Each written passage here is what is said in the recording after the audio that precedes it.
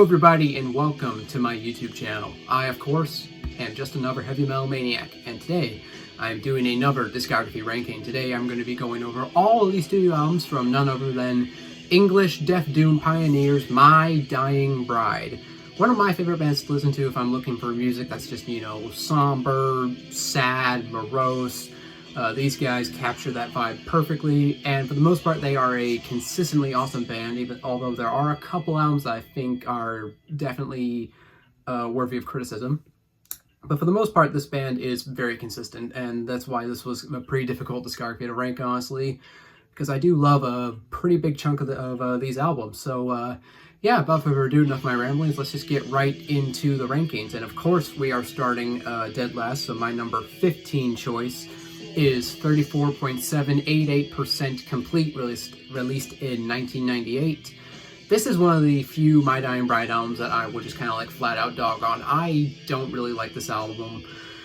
They experimented with this album. They started to embrace a lot more like industrial elements on this album. There's like in a lot of these songs, there's like kind of like a lot of industrial clatter constantly going on in the background. There's like little bloops and bleeps on a lot of these songs, and it just feels forced. It doesn't really work in my opinion. Like the song Heroin Chic might be my least favorite My Dying Bride song. I just kind of do not like that song at all.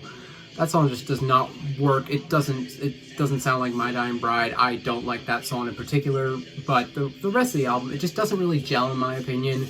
Aaron Stainthorpe, he puts on a lot of these, like, he has these like weird filters on his vocals on a couple of these songs, which I don't understand. I get it fits for a more industrial vibe, but for me, Aaron Stainthorpe, I think, is an amazing vocalist, like, both for harsh vocals and for clean vocals. He's a terrific singer. He doesn't need all these stupid vocal filters, and yeah, they don't sound good. It ruins a lot of these songs for me. So yeah, this album, I just kind of flat out don't like.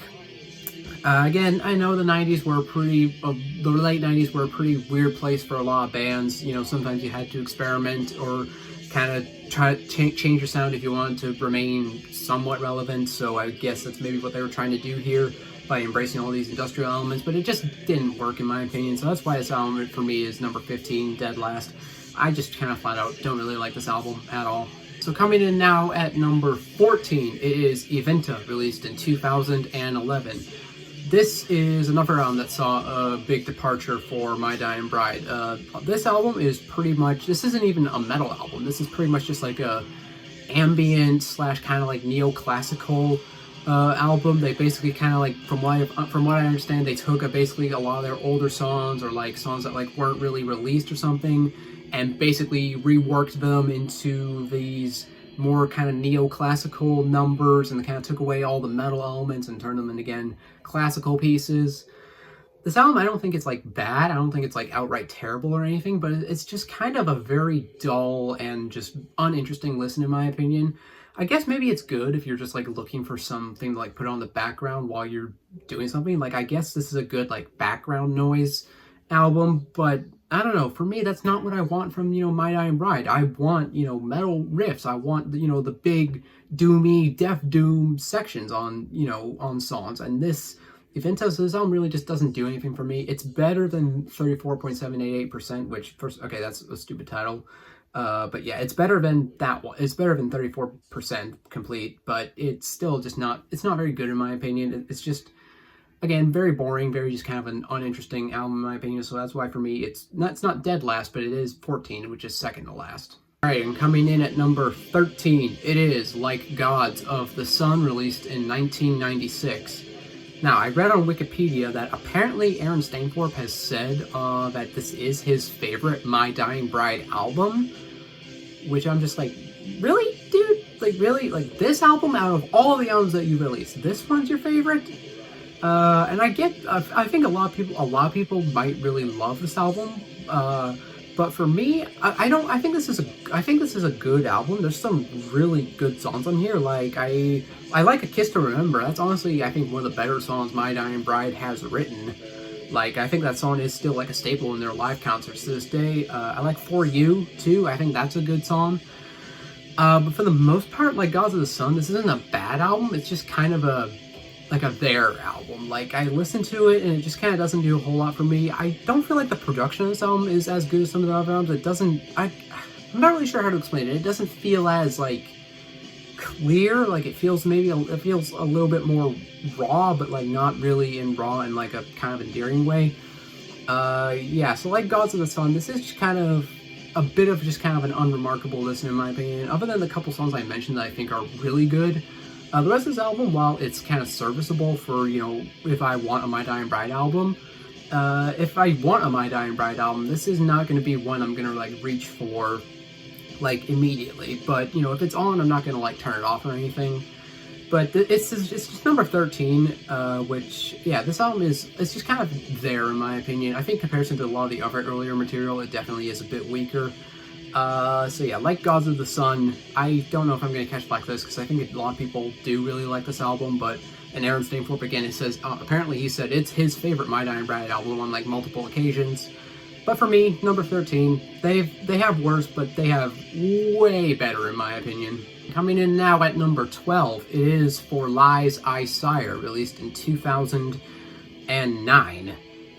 This album, I like this album. There's some really good songs in here, like My Body, A Funeral, I think is a great song. A Chapter in Loathing is, like, one of the more aggressive songs on here. I really like that song. And the closing song, Death Triumphant, I think is a really good song too. It's just for me that, again, this kind of is like Gods of the Sun, where it's just kind of like a their album for me. Like, it's like My Dying Bride, just, you know, plain My Dying Bride, and yeah, it has all kind of the tropes of My Dying Bride here. There aren't as many harsh vocals in this album as some of their other releases, which I feel like I like it when they kind of do more harsh vocals on their albums, because, you know, it gives it the cool balance and the cool dichotomy between these really softer, more melodic sections and these more just aggressive, you know, sections with the death growls. So yeah, there aren't as many on this album. Like, the only death growls are, like, towards the end of the album. So yeah, I think this is a good album, but it's just not a real heavy hitter for me. Like, I think there's other albums I think are definitely stronger than this. So yeah, for me, For Lies I Sire, I think it is a good album. It's just, for me, it lands at number 12 because I think there's other albums that are better. So coming in now at number 11, it is A Line of Deathless Kings, released in 2006. Now, there are some really good songs on this album, like To Remain Tuneless, which I initially read that as To Remain Topless, because my mind went into the gutter, I guess. But anyway, that's a really good song. And I Walk With Them, I think, is a really good song. Thy Raven Wings is pretty good. The last track, The Blood, the Wine, the Roses, I think is honestly one of the better My Dying Bride songs. It's just, for me, Line of Deathless Kings, again, it's good. It just kind of falls in the same category for me as For Lies I Sire, which is, it's kind of My Dying Bride just kind of doing My Dying Bride by numbers. A few of the songs kind of gel to, or like not gel, kind of blend together at certain points. It doesn't have as many, like, really standout moments, in my opinion. But this is still a good album. Like, all the albums from here on, I think, are good. Like, the only two albums I think that I just kind of flat out dislike in this band's discography are, you know, the bottom two. All the rest of these albums I think are good. So yeah, Line of Deathless Kings, it's a solid album. It's definitely a worthwhile listen. It's just number 11 just because I think there's other albums that are better. All right, and now we have cracked the top 10. My number 10 choice is The Light at the End of the World, released in 1999. This, to me, was definitely a very solid return to form after the failed experiment that was 34% complete. This is the album that saw them going back to their more traditional Death Doom sound. I think this album was kind of interesting because they kind of blended, right? Because they were kind of slowly getting away from Death Doom with some of their releases in the mid-90s, but not like a drastic shift. This album to me is kind of a mixture of like the early more Death Doom stuff and the more kind of mid-90s, like, less Death Doom stuff. Like, it kind of sits in a very perfect mixture of those two eras of this band, in my opinion. And I think there are some really awesome songs in here, like She Is the Dark is amazing. I love Eden Beast. The title track I think is really good. The Fever Sea is like one of the more death metal-y songs in here. That song's awesome. Into Lake of Ghosts I think is pretty good. For me, I just think I think they just kind of did it better on some other albums, where, again, I like kind of the mixture of, like, the two eras in this band combined into one album, but I think they just did it better. Like, I think they expanded upon the ideas that this album kind of laid down with some of the other releases. The production of this album isn't the best, really. To me, it's a little kind of just like listless, I guess, and maybe a little like airy almost. Like, it's very atmospheric, but it's not like super heavy in my opinion. So yeah, for me, Light at the End of the World, I do think this is a good album. It did manage to crack the top 10, but again, it's like the same thing as the other few I've already mentioned, where I just think there are other albums that are stronger. Coming in now at number 9, it is A Map of All Our Failures, released in 2012. Yeah, this to me is much stronger than the 2, or I guess technically the 3 albums that came before, because again, Eventa. I think this album is definitely stronger. Like, to me, on this album, they definitely sound a bit more inspired. Like, it doesn't sound as kind of by numbers My Dying Bride, in my opinion. And, like, I love Kneel Till Doomsday. The first track is one of my favorite My Dying Bride songs. I absolutely love the fuck out of that song. Like, Perpetual Funeral is amazing. The title track's really good. Hail Odysseus, Abandon as Christ, last track is also really good. Yeah, the production of this album, the production's great. The production of most of My Dying Bride albums is usually pretty good for the most part. I think like I said, this band is very consistent. It's just, other albums are stronger than others, in my opinion. So number 9, it might seem pretty low, but I do really like this album. I would happily return to this album again. The songs I mentioned, I think, are awesome. And I do think it's definitely stronger than the couple that came before. It's just, I think they have other albums that are slightly better. But yeah, again, A Map of All Our Failures, it's number 9, but it is a really good album in my opinion. So coming in now at number 8, it is Feel the Misery, released in 2015, which very apt title, because miserable is the emotion you will feel when you listen to any My Dying Bride album, in a good way, obviously, because again, these guys are just the masters of making music that is depressing and just absolutely shakes you to your core. So yeah, Feel the Misery. I do really like this album. I like kind of just like the bleak nature and vibe of this album. Again, this band knows how to write great opening tracks. Like, I'm just realizing now, looking at the bunch of the songs I wrote down for these albums, this band knows how to write killer opening tracks. And My Father Left Forever is one of my favorite My Dying Bride songs. Again, I absolutely love that song. To Shiver in Empty Halls is really good. The title track is awesome. I Celebrate Your Skin, which is kind of a creepy title, but I think that song's really good. Within a Sleeping Forest, the closing song is also a really awesome song in my opinion. Yeah, I do really like this album. I like kind of, just the overall bleak, somber, morose vibe. I think this album does capture that very well. Title, again, very apt. Yeah, really, really solid album in my opinion. It's just kind of more middle of the road. But I do really like it. So coming in now at number 7, it is A Mortal Binding, released just this April in 2024. Yeah, I think this is a really good album. I didn't want to rank it like any higher than this, just because it is like still like kind of their brand new album, even though it came out several months ago at this point. But this is an absolutely amazing album in my opinion. This is honestly one of my favorite albums that's dropped this year, and I love pretty much every song on here. Like, Thornwick Hymn is such an amazing song. That is such a great song. The Second of Three Bells is amazing too. Unthroned Creed. The Apocalyptus is probably my favorite song on here. I love that song. That song's amazing. Crushed Embers is really good too. Yeah, Mortal Binding. I love the album cover too. I think it's absolutely beautiful. Yeah, I think this album is definitely good. Aaron Stainthorpe, his voice has definitely aged a little bit. He's still a terrific, like, clean vocalist, but his growls are definitely a bit aged. But, so yeah, his growls aren't as good on this album as they are in some of the previous releases, but I still think he sounds very good. He fits the music very well. Yeah, I do really like this album. I would happily return to it again. This is, again, I don't want to rank it any higher just because it is technically a new album, but it did, crack the top 10. It's number 7, Mortal Binding. I think it's really good. Alright, and coming in now at number 6, it is Songs of Darkness, Words of Light, released in 2004. This is a really good album in my opinion. I love, like, the album cover. It's kind of strange. It's just, like, captures the vibe of this band so well, nude angel with its head, chopped in half. I think that perfectly captures the vibe of this band in just one image. And some of my favorite My Dying Bride songs are on this album, like The Wreckage of My Flesh. Again, fantastic opening track. Catherine Blake is an amazing song. My Wine in Silence is awesome. The Price of Beauty, The Blue Lotus.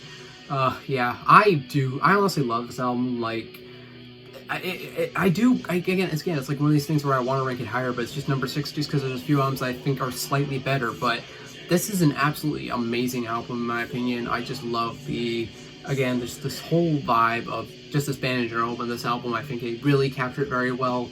It's, again, very just depressive, introspective. This album just perfectly captures the feeling of just dreariness and longing, and I think it's absolutely beautiful. So Songs of Darkness, for me, it lands at number 6. I do really like it. So coming in now at number 5, the cracking top 5 now, it is their 1992 debut, As the Flower Withers. I really like this album. This is this is a pretty different sounding album from them, like, because leans much heavier into the death metal side of their Death Doom sound. This is the only album there's not to feature no clean vocals. Like, it is only growls on this album, and Aaron sounds absolutely just vicious on this album. Like, holy shit, he sounds just menacing, honestly. The production of this album, it is just grimy and murkier than hell, but it really adds to it because, again, this is much more death metal centric. Like, the production kind of reminded me a bit of, like, Onwards to Golgotha by Incantation, where it's, like, you know, again, just very grimy and murky, but and muddy, but it really adds to the album rather than detracting from it. And songs like Sear Me are amazing. The Forever People, Jesus Christ, The Forever People is like one of their most aggressive songs. That song's awesome. The Bitterness and the Bereavement is amazing. The Return of the Beautiful, Erotic Literature. Yeah, this is an absolutely killer debut album. Maybe not like the best representation of this band's sound overall, because again, you don't get any of the clean vocals on here, you don't get any of the morose singing on this album, but you still get kind of the more depressing vibe in a lot of these songs. It's just overall much more aggressive, much darker, much more raw, much heavier. But I think this is an absolutely killer album. Kind of snuck up on me a little bit, because initially when I was like thinking of these rankings, I did not think it would place this high, but this is a pretty damn killer album. It's number 5 for me. I honestly love it. I think it's fantastic. So, coming in at number 4, it is Turn Loose the Swans, released in 1993. I think this is kind of regarded by many people to be one of this band's best albums. I think this is, by general consensus, one of the fan favorites. Not hard to see why. This is where My Dying Bride really kind of became My Dying Bride. This was their first album to feature clean vocals, and again, Aaron, a fantastic vocalist, both growls and clean vocals, said it multiple times. I just love the vibe, and I love the atmosphere in this album. It's just very dreary and very just depressing. It's very atmospheric. This album kind of, for me, captures the feeling of just like kind of being adrift on an ocean, on a vast open sea of despair with really no hope in sight. You're just kind of like lost, alone, battling against, you know, the waves, and you don't know if you're ever going to make it out alive or not. And songs like Your River and The Songless Bird perfectly capture that vibe. The Snow in My Hand is a beautiful song. The Crown of Sympathy is amazing. I think the title track is absolutely awesome too.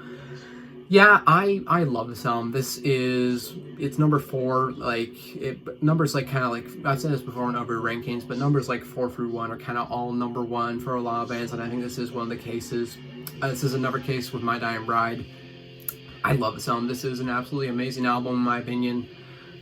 Yeah, I would happily return to this album over and over and over again. Again, I love all the songs. I love the vibe and the depressing nature of it all. So yeah, Turn Loose the Swans, number 4. I think it's absolutely a beautiful album. Coming in now at number 3, it is The Ghost of Orion, released in 2020. I'm kind of slightly blown away by how good this album is. Like, a band, you know, this late in their career, releasing a really killer album like this one. This is a very kind of emotional album. You know, obviously a lot of these songs were written about Aaron's daughter, who was diagnosed with cancer. Thankfully, she won her battle with cancer, so, you know, good on her. And, you know, thankfully, because, you know, we obviously don't want children dying of cancer. But anyways, so yeah, I really like this album. Is very emotional because, you know, there's a lot of that inspired by that in here. And like, the song Tired of Tears was written about Aaron's daughter being diagnosed with cancer and like her fight with cancer. So I think that song's absolutely beautiful. The opening track, Your Broken Shore, is like one of my favorite My Dying Bride songs, honestly. I think that song is absolutely amazing. To Outlive the Gods is amazing. Like, pretty much every song here, The Long Black Land, The Old Earth, I love every song on this album. Again, like a newer album, like for me, Placing This High, I think it's absolutely remarkable. You know, old guys proving that they can keep up with the young bucks. Yeah, Ghost of Orion. This is just a beautifully depressing, bleak album, and I love all the riffs. I love the kind of more quieter passages. Really give this album really good pacing, really good dynamics, and I think this is just a really, really well-crafted, well-rounded album. For me, it's number 3. I think it's absolutely beautiful. Coming in now at number 2, it is The Angel and the Dark River, released in 1995. This album kind of doesn't really have any real death metal on it. If I remember correctly, there are no like death growls on this album. It is only clean vocals. But for me, that doesn't really matter because I think this, even though this album isn't really death metal, they perfectly capture everything in My Dying Bride on this album. Like, The Cry of Mankind is honestly like kind of a perfect My Dying Bride song. Like, if somebody like was asking, hey, what does My Dying Bride sound like? What does this band sound like? I would probably play them The Cry of Mankind, because I think that song captures a lot about what makes My Dying Bride amazing. And I love, again, every single song on this album is absolutely beautiful. From Darkest Skies is amazing. A Sea to Suffer In. Two Winters Only is such a pretty song. It's so fucking sad. Your Shameful Heaven is amazing. I love the violin passages. I love the way this band incorporates the violin. I think it's absolutely awesome. Gives us, again, and I think this album really demonstrates this band's ability to write songs that are paced really well and that have, you know, even though for the most part they're very kind of more slow, more, you know, kind of doomy, they don't really change really a whole lot, but they still have dynamics, and they're still, again, very just well written, well rounded.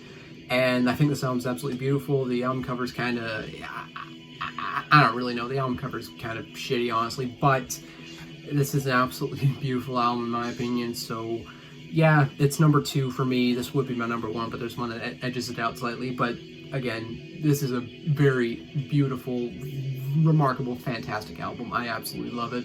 And coming in now at number 1, it is The Dreadful Hours, released in 2001.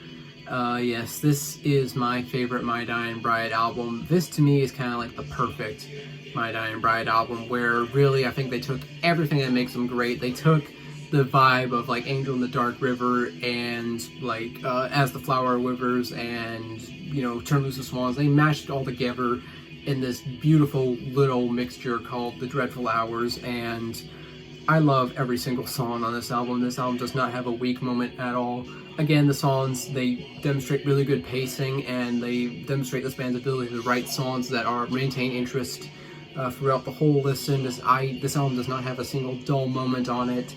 It is just constantly depressing and just sad. This is like one of my favorite vocal performances from this band. I love all the riffs. I love the production on this album. The title track is absolutely amazing. The Raven and the Rose, like, is absolutely awesome. Black Heart Romance is beautiful. A Cruel Taste of Winter is an absolutely just beautiful song. My Hope, the Destroyer is my favorite My Dying Bride song, flat out. That song is just so goddamn beautiful. It is so sad. I love that song so much, but this whole album really is just an incredible, remarkable... Again, I know I'm probably using a lot of the same words, but I just love this album. I adore this album. This is an album I go reach for if I'm feeling down or if I'm looking for music that's just kind of like, you know, again, perfectly captures the vibe of just sad and depressing. This album perfectly captures that vibe, in my opinion. It's got that in spades, and this is an absolutely just beautiful album.